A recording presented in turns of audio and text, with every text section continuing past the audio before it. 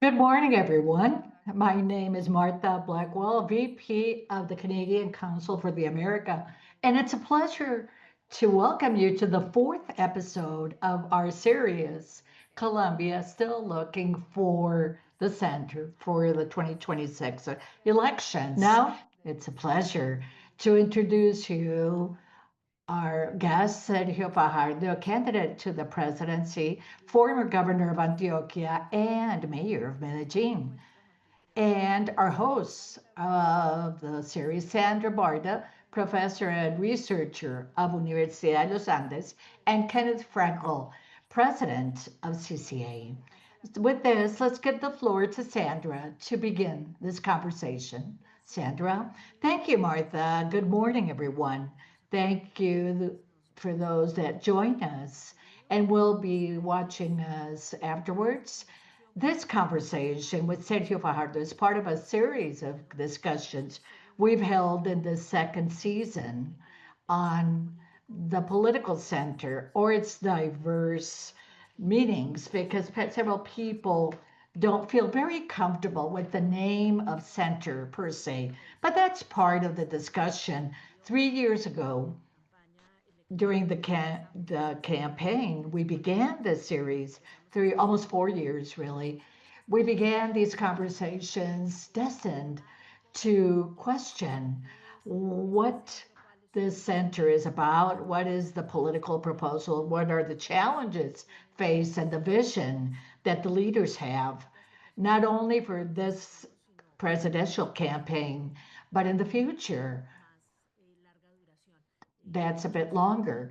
So, with this said, let's welcome Sergio Fajardo, which, as you know, is one of the candidates of the political center. And instead of of calling it center, how do you feel with that name, that center? Do you want to change it throughout this conversation, or do you feel okay with the idea of being one of the representatives of the famous center? Well, good morning, Sandra, Ken, Martha, and to those of us that are joining, those of you joining us. You said it's an epithet, and that has a meaning. It's almost an insult, but I've never been comfortable with that classification of the center. I don't know the rigorous definition, of course. And remember, I'm a mathematician and I like clear definitions. But that's what's being used. And I really can't give a talk when I'm introduced as being in center to explain that I'm of it or not. And that's how life is. But now we'll see what we're talking about because indeed today in Colombia, to join the center, I'm not really sure who is, who isn't, who could be or couldn't be. But that's how life is. And today, let's be of center, perhaps, and then just to follow up with the program. And to make it shorter, because it's hard to use other definitions, but I think we're on the same page. Said Hill. With that said, let's begin with the first question. What's your take on the events that have occurred in Colombia over the past 4 years? And I'm really referring to the way in which the force has consolidated as an opposition, or at least an independent force. What's your take on the 3 years, how it has grown or transformed, and what do you see different today with regard to the center today than what it was 3 years ago? Let me, again, I'm not going to talk about the center per se. I want to talk about what we've done and what I'm doing. Okay? And that has its significance. And you can ask me or counter ask me, criticize me, whatever. What's happening today in Colombia? And let me begin with my take today. For me, is a Colombia that I've never seen before. I'm on my third presidential campaign. I've toured Colombia back and forth. I'm moving throughout Colombia. And the Colombia that we have today is very different to the ones I've seen before. For instance, Colombia overall is a country of simple, kind, and creative people scattered throughout the country. that we have, which is a very rugged geography, and everywhere we sing and dance. That Colombia today has features which I can say as follows: is fearful, a Colombia that feels bad, and a lot of uncertainty. It's a Colombia that's fractured, and that's why I immediately can say that the Colombia today is the one we've never seen before, and it will lead to a government, the one that I think that will be the most difficult in the recent history of Colombia. To all of those of us that are here and their families, I have a granddaughter. This is the most difficult Colombia we've lived from my perspective, and that's why I conclude and say, and I begin with this our conversation, that Colombia here needs a government that can join it. No super discovery. I mean, that's not rocket science. All candidates that want to scatter us, everybody wants to join us. But what does that mean? Let me give you a very simple definition that will make me a president next year. It is the capability to understand Colombia, to join those that of left, right, and center, to use the classification used. And nobody can do that simply at just saying that I want to join a country. And when I say this, I'm talking firsthand. I'm saying that this is our time in political terms. And I've learned this. Colombia wasn't like this 4 years or 8 years ago. In 2018, I was almost president, but Colombia was very different in 2022. Another Colombia, what we have today, is very different with what I'm talking about.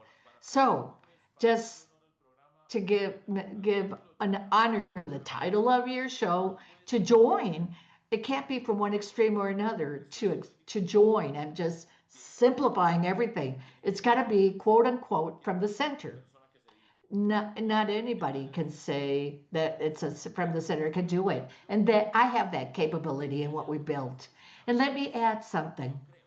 I believe, and I'm going to use this expression, that in Colombia, our country, a good majority has had it with all of these problems. We've seen the confrontation recently seen with the murder of Miguel Uribe Turbay. So that's the introduction I can say. So it's that Colombia. It's very different. So we already had a president, Duque, which for me closed the cycle of the direct influence of President Alvaro Uribe. He won because he was a Uribe.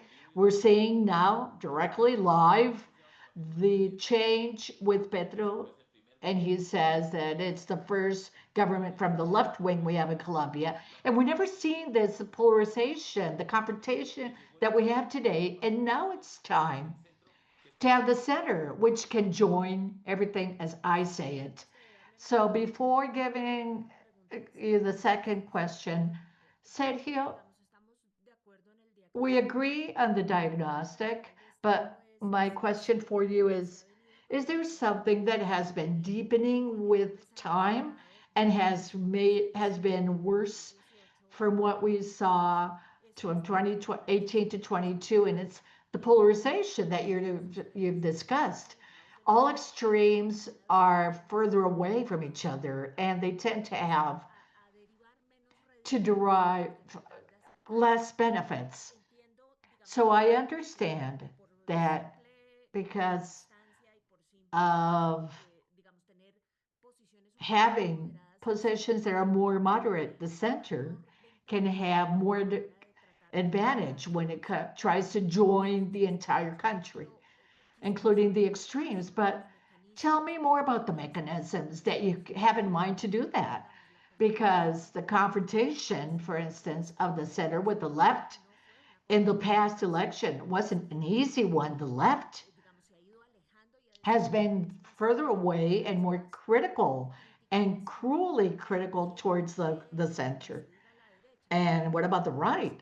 That too. How can we, well, let me say it this way: the center, one way or another, hasn't been far from the cruelty and from the aggressiveness of the political discussion that has taken place in Colombia. So, being there, what type of strategies do you have to contribute to see a country that can overcome this polarized discussion? Let me explain this, and this is a good question. Let me take my time for this.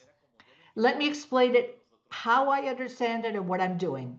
First, the extremes shout, and it's a holler, really.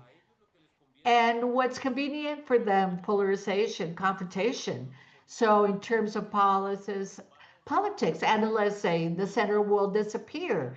And that goes against to what I feel and see, and talking about what we've seen. But this is the narrative that they want. It's only those two extremes, and that's it.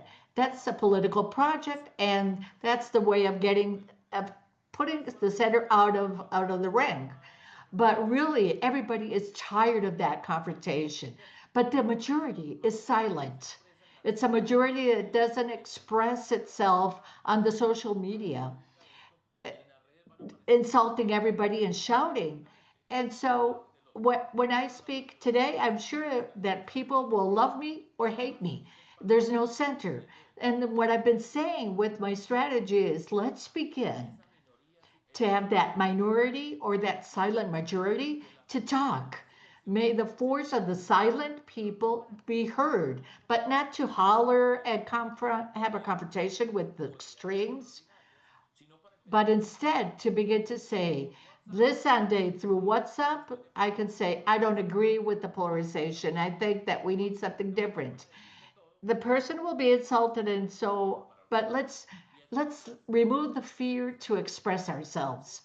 So surely we're going to be eliminated. Analysts say that the center doesn't exist because of the polarization, but this is absolutely false from my perspective. And something that I've learned is something very important for me, but to express the center that I want to represent and that I know what we will win next year, I didn't participate in the social media.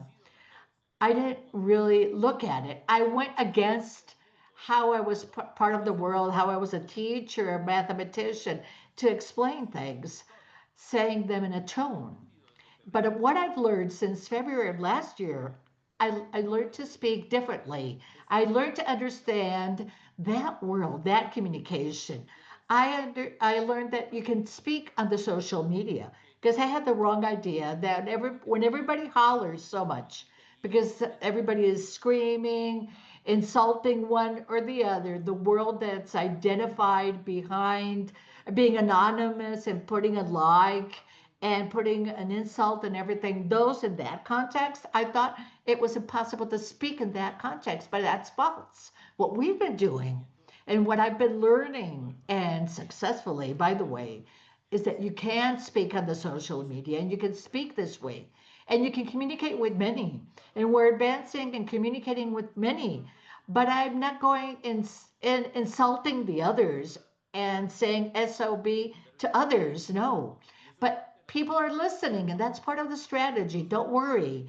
Don't cry because of the comments made, which are routine. And then there's people that appear and start saying different things differently. I always talk about the bullies in schools when we had the biggest bully, which was terrible to all the other kids, and we were all quiet. I was always the youngest of the room. There was somebody always 2 or 3 years older than me. Imagine an all boys school in the 60s and the 70s.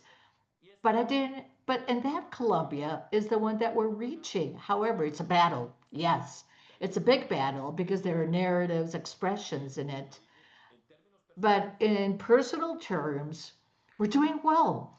And we're not only doing well, but extremely well. Now, it's a political battle. It's a world in which we're in, there's confrontation, because Colombia doesn't want to go back or stay where it is now. That's why my campaign says adelante, which means go ahead. Let's go ahead. So everybody can attack, but you never. You know well, you never attack the ones that are below you. You always attack those above you. And everybody has surveys. And you know who's on top. And I'm the one. I'll be the next president. That's what I think. That's why I'm here. Okay, Ken. Thank you, Sergio. You can see that in your self reflection, you really learned, if I'm understanding you well. Yeah, sure, I did. And that's good. We all need to learn things in life. But what you've said is that you learned to improve or change how you communicate, right? That's clear. But my question is, have you changed a bit the message? Meaning 7 years or 3 years, your message has always been what security and economics, but giving a big priority to education. And I understand that education is still very important to you. But beyond that, have you made a self reflection of the messages or priorities of your campaign? You already talked about unity. Yes, we understand that. But would you like to expand on that? Sure, of course. Let me make a parenthesis here, a mini commercial parentheses. I'm a professor of public leadership at the Tech of Monterrey. And I have a super position, and I love that university in Mexico, especially. And this has given me the opportunity to reflect upon what I learned. Because as you know, I, I began in politics quite late, 25 years ago. I was 43 years old. Now I'm 69. There are some that I'm too old, but I don't care. I don't mind. Still, keeping the having this opportunity to reflect upon, there are things that I did learn. Remember, in 2018, I lost only by 200,000 votes. Ken, remember that, and it was a special moment in the Colombian politics, very different to today. And I'll never stop talking about education. And I've never stopped being convinced that education is a big project for the country.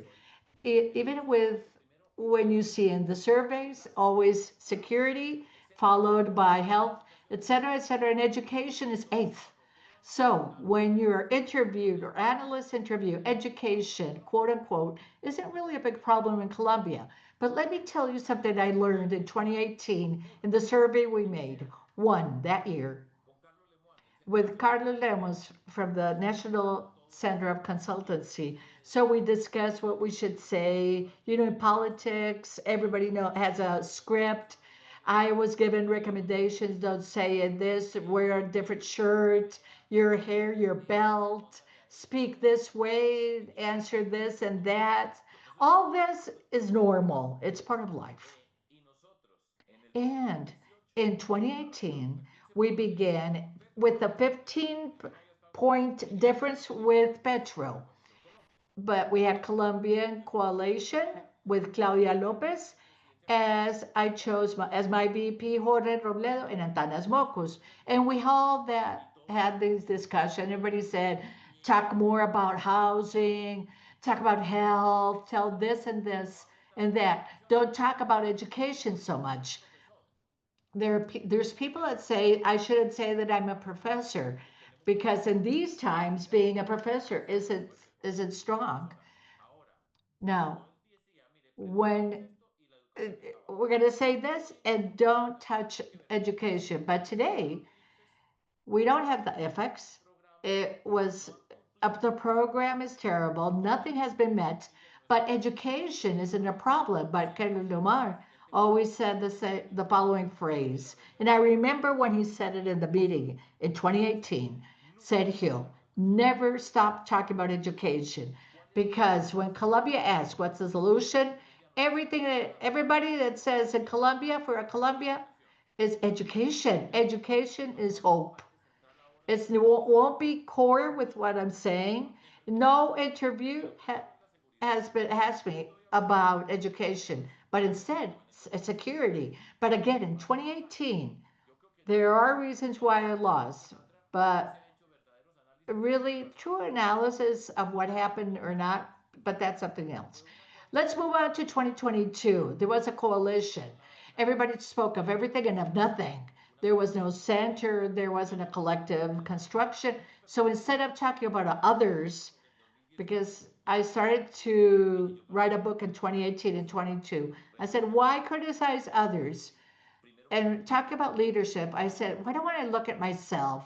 I don't want to blame others and gossip about this and Roy Barreros and Alejandro Gaviria. No, I was wrong. I assume my responsibility. I lost my political identity. But life went on. So I'm talking about different things. Not only the communication, not only this voice tone, not only how to respond, but looking at problems for, and you can say that this is a different space. Every time I'm interviewed, this is a different Fajardo. This is the new Fajardo. Here is the new Fajardo. Thank you for inviting me. And that's how we're doing things. And this voice is being heard. I learned that I didn't understand back then the dimension of what's happening. I come from the pure reason. I am mathematical logic. For me, mankind stands out because of mathematics, beyond emotions. In theorems, there are no emotions. However, I understood. No, I speak in many ways. I'm happy, and I give what I get, what I have inside, and that's part of what my campaign. So I'm talking about different things in different tones, different ways. Now I'm a candidate. There are 80 others. I don't know how many really, but in these talking about these things, they're doing their own campaigns now. We don't know how many will be really candidates after December. Some won't reach the number of signatures that they need. But our campaign, my campaign, is it sets apart from others, and I'm different from others. And people get bothered with that, but it's not bad. Being different isn't good or bad, but it's different. Three, the political path that I've made is very different. We've built a civical movement in Medellin and learned how to walk. I never got into politics to be a president. When I changed Medellin, I said, I'm going to be a mayor to become a president. No, I worked there and transformed the city. So the path is different. The politics are different. I didn't grow in a political party. Again, this is a different construction with its strengths and weaknesses, which are there, of course. And that's what I represent. And that's why here I'm talking to you because of principles. Again, I'm 69. I have a granddaughter, and I will be a president 70 years old in Colombia. I'll be the oldest. Sergio, I'm 73. I'm 70. I've got three children. So Sandra is our baby compared to us. Thank you. That's a way to evolve another generation, of course. Another question, if you allow me. Okay, as you said, security, of course, is priority number one, according to surveys in Colombia. But listening to what you've said, you're talking about, I can imagine you can talk about security, your plan, the difference between the left and the right. But what I've just heard is that you're talking more about the priority to show your capability to lead, especially now in Colombia, which because before in Colombia there were ideas, uh, and now what we see is that in Colombia there's a lack of leadership. So your campaign shows that you have been a good leader, a strong leader, and you can be a leader in these difficult times in Colombia. How do you see yourself? Sure. And here I am because governing is very difficult. This has been, everybody think that they can be a president, mayor, or governor, but it's hard to understand the complexity of our societies. A city like Medellín, a department like Antioquia, in a country like Colombia. It's hard. And experience isn't improvised. We transform and change. I was chosen as the best mayor of Colombia, and I say it proudly. Nobody says, Sergio, since you were a great mayor, nobody asked me that. Nobody reminds me about that. Since you were such a good mayor or governor, nobody says it. But I do, I will. And I say it proudly because one of the features is my capability to create teams to solve problems. I have this, and I love it. I love to lead. For instance, with regards to security, I see people that haven't seen a policeman in their life, and they say that they are going to kill them, and people say, yeah, this is this is the good one for security. No, but since I was a mayor, I had to go through the security change and shift in Medellin. I was the governor of Antioquia, and I had to handle the security of that department. I worked with generals, with policemen and soldiers, and I know how to. Because nobody has asked me, Sandra, that somebody that has worked with me has never been asked, how is Fajardo handling a security committee? And ask the generals how I act with them, how I gave them all respect. I always, of course, spoke to everybody with respect. And I will always treat people decently. And I'm going to be decent to turn into somebody courageous. So this isn't for free to understand the complexity. For instance, Antioquia, a department that's where I was born, but it's a very complex. It's got major problems. Antioquia has the Bajo Cauca, Magdalena Medio, illegal mining, coca plantations.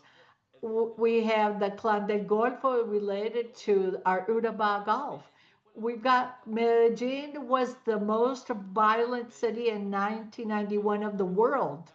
It had 185 murders per 100,000. It's unimaginable with its wealth and its complexity and how proud we are of the city. But it happened. So to understand the dimension of problems isn't for free. You've got to have experience, knowledge. You have to know how to govern, to understand the problems, the difficulties as a governor. So of course I have to say this. I'm everybody will sell its own attributes, saying that each person has the characteristics to lead Colombia. But today I say to join everybody, I'm here for that. And I'm sorry because I don't speak about in first person. And I'm saying it with my conviction and with my energy and pleasure because this is not for free. Sergio, when it comes to the I and the we, yes, you said it now and in other interviews, your take on the prior coalition isn't positive. And you use the phrase again here, you feel that you lost your political identity in the scenario of that coalition. I wonder, anyway, reaching power in Colombia without coalition is impossible. And it's you already have now your coalition for this new election, which is of MIDA and New Liberalismo. Could you give us a balance on what specifically is the analysis that you build between both types of coalitions, the one of the past and now, and that specifically tell us why you feel that the current coalition is the winner? Okay, fortunately, I can speak about this. In 2018, we made a coalition.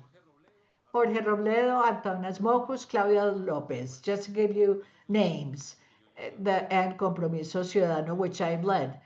I have collected signatures in Colombia without paying, only with volunteers. After 25 years, I have a network that works throughout the country that is coordinated and is there only by conviction.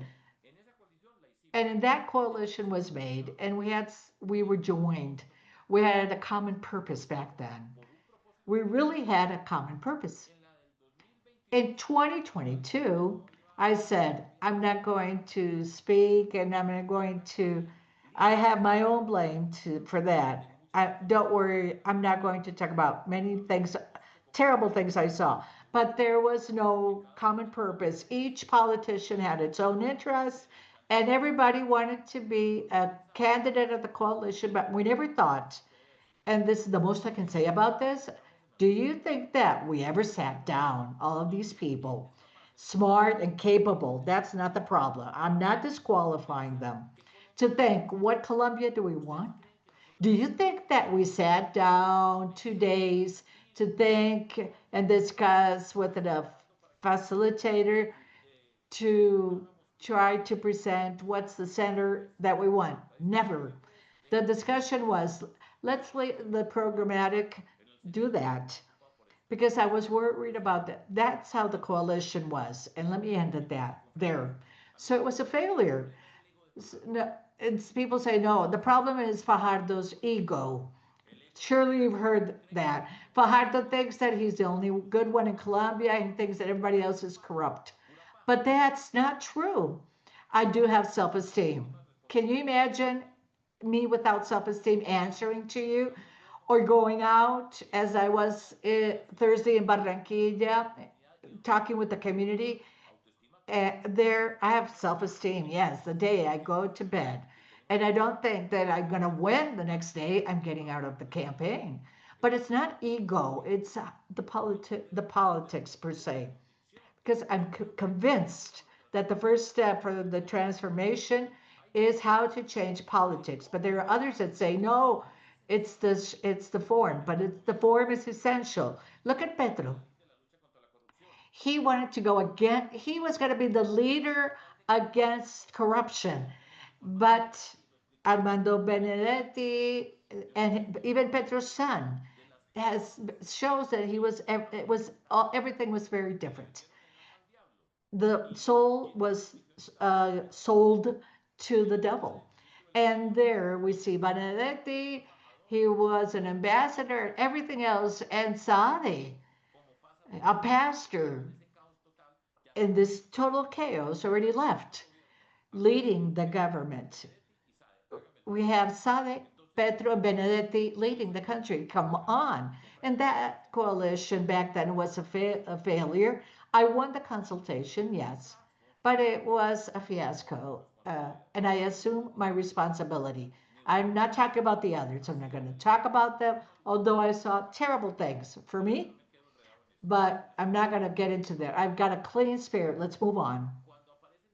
When in 2024, in the surveys, the Fajardo's ahead. No, he always starts like that. It's got to be his hair.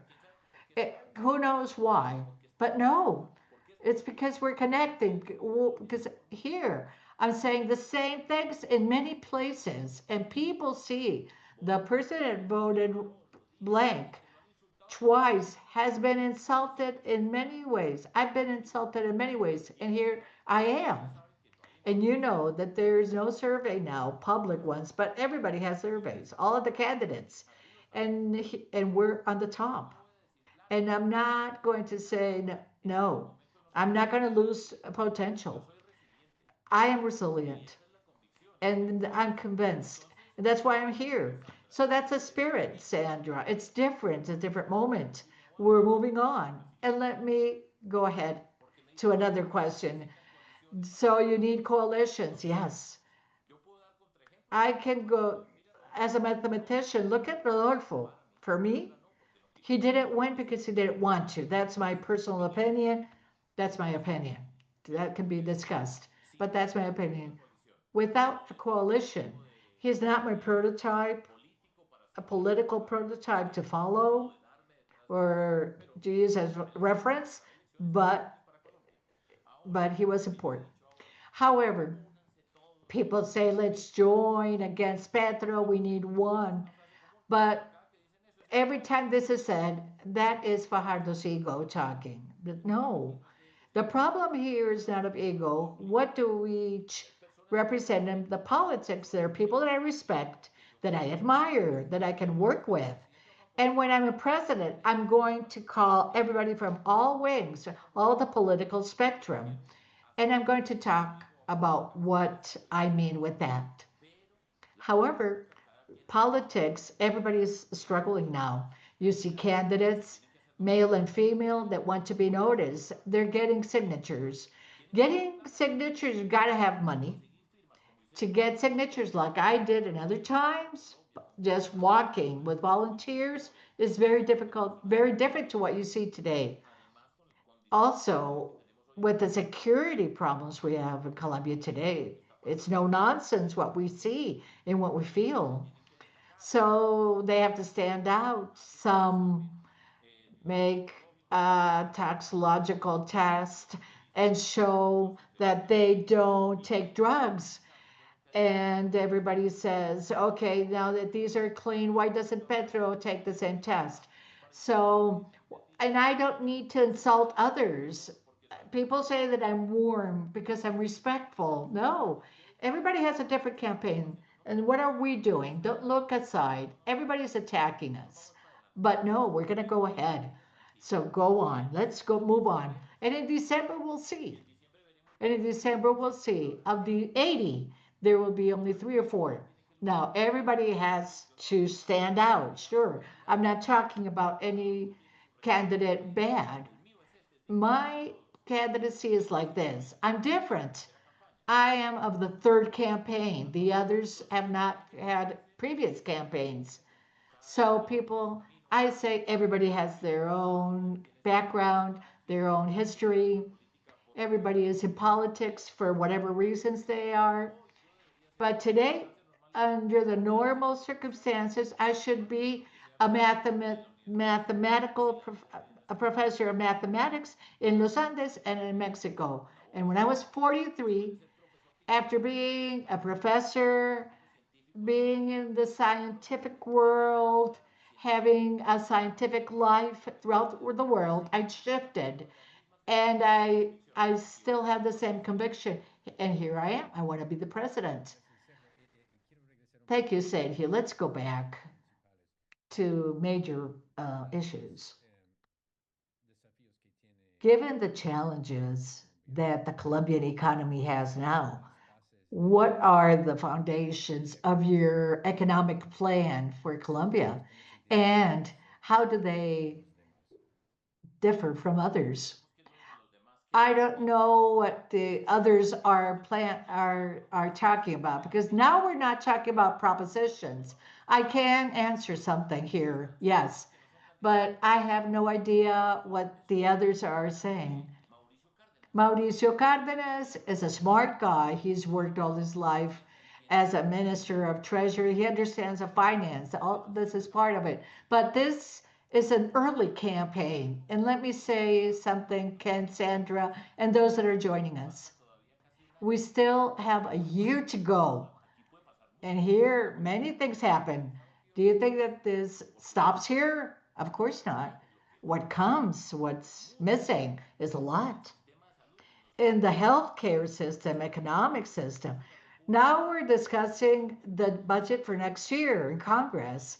There's a tax reform. There's a huge fiscal deficit. So the state's size has to decrease, and there's got to be a tax reform. But we have to think about this deeper, and I have a team that's working on this with me. But let's look at this security. I say that there are 4 topics that everybody talks about that are intensive care: security, healthcare, energy, and fiscal deficit. We know what it means, the debt that we have, the interest that we pay, such high interest. Money is taken away for social investments. But if we're going to look at security, how can we solve it? We have to enhance the public force. Without a sound and strong public force, it's impossible to build peace. And this is a lesson learned that we've had. We've been negotiating since 1982 with Belisario Betancourt. You could say in recent years, more than 40 years negotiating. And this is a lesson learned. And with the chaos that we're seeing in Colombia now, this week, we saw what happened in Cali, in Amalfi, and in Florencia. This is no accident. This is an accumulation of mistakes that have led to this, and the cost is high. So we have to recover the capability of a public force. In Amalfi, in Antioquia, maybe those of you who don't know where it is, it's in Antioquia, in the rural area, far from Medellin. A helicopter, a Black Hawk, was was put down with a drone in Amalfi. 12 policemen killed. The operation of the public force is very, very degraded now. This week that we're ending today, I met with the generals and retired admirals with a group of generals. I'm talking with a lot of people that have worked with me that know how I work with the capability to recover the operations of our public force. That's one. Another, how many people have left the public force from the army and the police? 150,000. And we're all saying that we need more police. In Cali, they need more police. Throughout Colombia, we need more police. Last week, I was in Barranquilla where extortion is a huge problem, but that's seen throughout Colombia. So we have to recover the capability of incorporating people quickly to our public force. How can we enhance, for instance, the police, which we need? How can we bring people that have been policemen that are retired to come back to do the administrative tasks and those in the administrative tasks to go out to the streets? We're thinking about this entirely. It costs money, yes. To recover the morale of the public force is important. A month ago, I heard the Minister of Defense. I don't know him, but he was very happy because he could rescue 57 militaries without a confrontation. And it's twice in Cauca that the militaries are retained by the population, surrounded by the population, treats them bad and takes away their weapons. So the public force has to recover its morale. How much does that cost? Nobody has calculated that. Let's move on to healthcare. I'm only talking about finance that you asked Ken to look at the complexity. It's healthcare. So we have a problem of 32 billion pesos. What will we do? There are two things we want to do immediately. First, it's an intensive care, yes. When you're in intensive care, you operate right away. You don't have time for more. So what's the first thing we have to do? We are going to create an economic emergency fund to do things fast. One, to begin to open services that have been closed. In Bogota and Medellin, they're closing emergency rooms for mental health. So if it's there, imagine what's happening in in other cities. So we have to open them. But you need a cash flow to allow clinics and hospitals to act and urgently. Medications. The problem of medications today in Colombia is huge. People that don't receive their medications as they did before. So look at this. Do you know who are those that spend the most medications in Colombia? The poorest quintin. It's saying that 12% of the poorest in Colombia are buying their own medication. So urgently, We have to have a fund to get the basic medications, which we know which they are, to give them out to the people. How much does that cost? But I'm not going to arrive and say, here are the 32 billion. No, that's not the idea. We're going to sit down. And I was in a forum about health last year with all everybody. And so everybody that participated, me as the president, I will sit down with them and say, look, we're going to stand here to see where this debt comes from because there's huge corruption here. Nobody talks about corruption anymore, but we have to do that. Where does this money, this deficit come from? No. Who stole it? Who are responsible for this? What's the responsibility here of the Colombian state, of course? We have to recalculate the UPC, but nobody will stand until we face this with the pharmas, with the EPS, the hospitals, the national government, everybody that's involved. We'll sit down and we won't stand until we know where the money is, who's the debt of, because we have to pay it.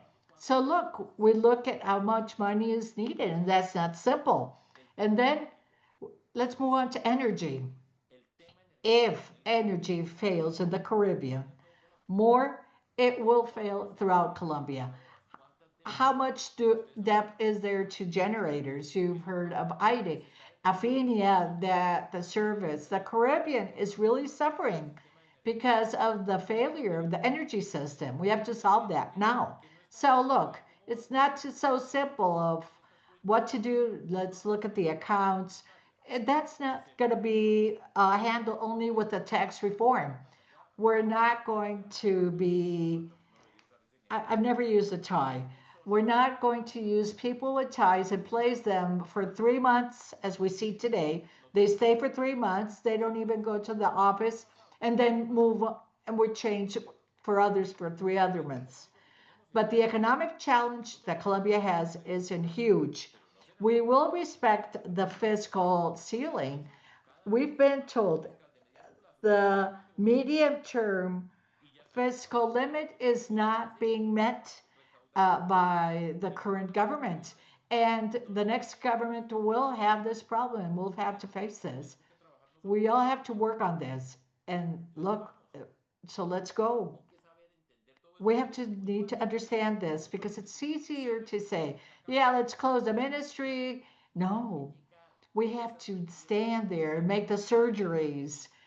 And we all this is a challenge for Colombia. We all have to pitch in. I like this expression. It has to way we all have to place transparency. Everybody will be respected. We need companies, businesses in Colombia, but we have to engage, we have to respond with transparency, and there we go. Sergio, following with the contentious topics throughout Latin America, we see a very interesting process, and it's the first time civil societies, and it's not only happening in Colombia, are worrying more and more about international topics. Maybe it's because of the Trump era and the big transformation we see in the world, but it's a topic that's not only for experts now, and only for niche, and it worries people a lot. In Colombia, even more. The trend is even worse. And that's why I'd like for you to share with us two things. Tell us what's your diagnostic of what's happened in the past 3 years with regards to Colombia's relation with the world. And based on that diagnostic that you have, what's your plan? The diagnostic is chaos.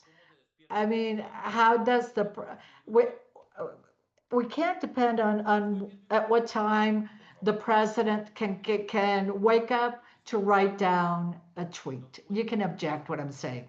You cannot have international relations like this. Both of our hosts know about international affairs, and I'm a mathematician. Here, what we need is to understand our relation with each country and where we stand. With the US, President Trump I like or not is a different story, but I represent the interests of Colombia, just as I am the president of Colombia, independent if one president I'm liked or not. So you have to know how to respect and understand the channels of relations. It's something that's not improvised. It's not that you have a new president and with countries you build relations. We've had relations for a long time with the U.S. Plan Colombia began in this century. So there are relationships that we have to take care of, that we're going to have to sew again because they're torn. Because Petro wants wants to have his visa removed so he can face Trump and to say to Trump, you can kill me, Trump, but you won't kill Latin America. This is a delirium of Petra that he thinks that he is Simon Bolivar and Garcia Marquez. And that's how he behaves. So, what does this lead to? Damage, serious damage. So, we have to be prudent to know when to speak, to establish relations in Colombia, for many years, we've had ties with the U.S. Congress, with congressmen. So we have to recover that. 30% of the exports of Colombia go to the U.S. So, like it or not, to Petro, no, to Trump is not something that I have to solve. I have to be smart so Colombia won't be hurt.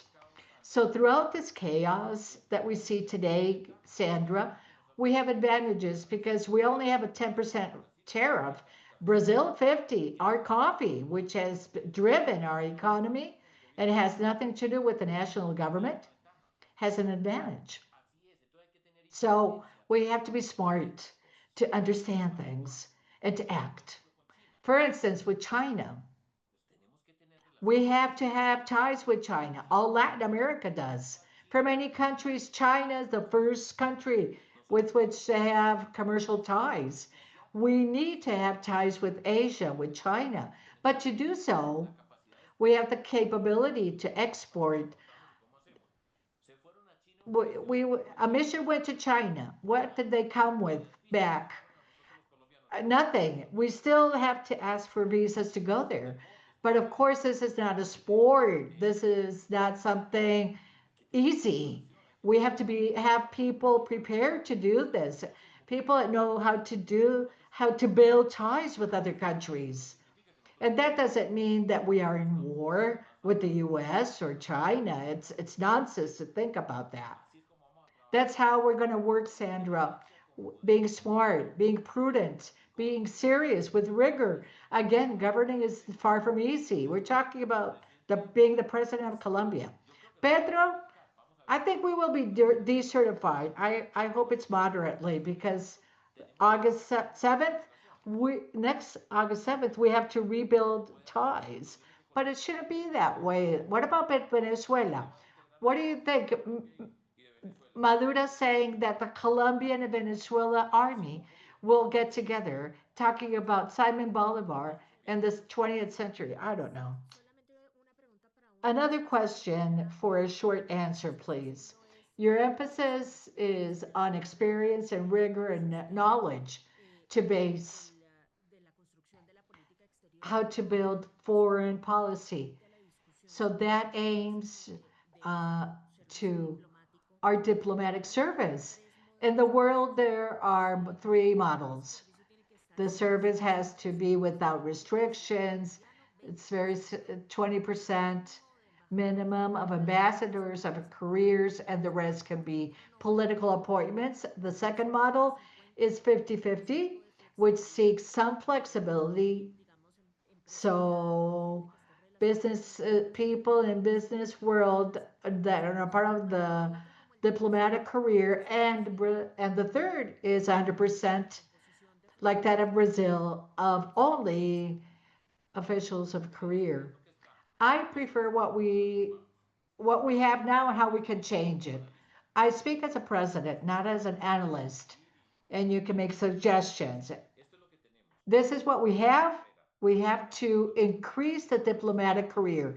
We have to enhance and take it to regions of Colombia so other peoples can participate. For instance, I have seen a huge growth of international studies. There's a lot of people that today are studying political science and international relations and have the capability of to take that career. In the career, there is a structure. There are many people or persons. Sorry, we're being interrupted. It's my sister. I'm in her house. I'm sorry, but I'm asking her to leave me alone. But she's asking me if I need a cup of coffee. I'm the eldest and she's the youngest. But still, sorry about this interruption. So here we have a career. We have very valuable people that we have to increase in number. That's my step to drive strongly the diplomatic career. And I know I see a lot of people that want to be part of it, and my job is to expand that. It's been improving, yes. This government, however, has been a calamity. I'm sorry. Don't speak badly about Petro, but who can we talk about? No. Four chancellors. Do you know what that means for international relations? When you go to any country, the new chancellor that know, I don't know at all, but she's going to go. And 5 months ago, we had Laura Murillo, and before Murillo, and before him, Leiva. Do you really think that we're taken seriously overseas? That's why governing is serious. This became a sport, and anybody can govern. We are in a democracy and it's legitimate, but this is governing is hard, passionate. I'm not paying here a sin and I have to be a president because I have a sin to pay for. No, I believe it in it. We do have a huge challenge, and that's where we stand. Another question for you, Sergio. You know that there is a trend in Latin America in which Latin America should be more neutral or overall in world issues. The current government of Colombia, by tweet, is involved heavily in the Middle East, not in the Russia-Ukraine matter. What do you think should be the role of Colombia or in the world or Latin America in general? Should you be more active or is there a beacon here in this debate? I think that we have to be serious about this. We can't say that the president in any talk decides to insult another president. International relations says is far from just being having a relationship with another country, like or not the president of another country. If I mean the countries that are in Latin America are very sick now. There's no capability of ordering things. Everybody speaks with emotions, but we're talking about the interests of countries. We've got to be more serious here. I am the president of Colombia, and my relationship with the world will be based on our interests, seeking alternatives to work with. Let me give you an example with medications, which comes since COVID. If we were capable as Latin America to join, to buy medications as countries, and to buy them, surely we can get them cheaper. But here, if the president doesn't like the president of another country, the relationships are cut off. And that's being mediocre. That's a disease that we have, which is bad, it's expensive, because we all have to start over. So I will have serious relations with every country. I may like some more than others, but we're going to set an example working here. That's what I want. And I see Martha, so this means that we have to say goodbye. Well, we promised an hour, and that was it. Yes. Thank you, Sergio, Sandra. Thank you. And Ken for this great conversation. Thank you all for joining us today. And we invite you to follow us on the social media to receive news on the next episodes of this series. The next one will be held September 8th with Congressman Carbano, and Jennifer Pedresa on the center in Colombia. They will talk with us about the center of Colombia or whatever they want to call it. Can I say the last thing? Sure. We're in politics. If you don't announce, you don't sell. Vote for me. To all of those that are listening, don't feel embarrassed. Let's get those voices and start talking. Let's have a force of those that are too quiet. We're the majority, and this is the next president of Colombia. Thank you, Sergio. Thank you all. Remember, the videos will be online. Thank you for joining us today again. Thank you. Thank you.